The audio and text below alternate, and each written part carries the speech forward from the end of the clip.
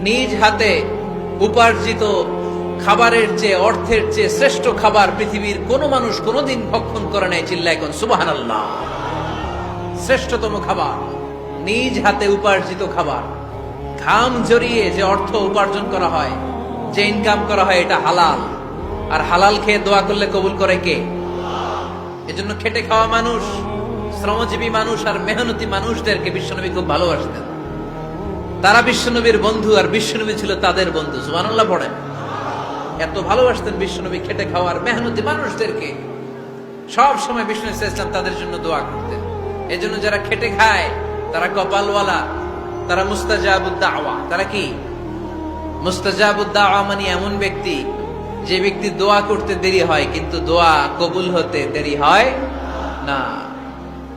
আপনারা এখানে ব্যবসা করেন কে কে? দেখি তো, হাত তুলেন তো। ব্যবসা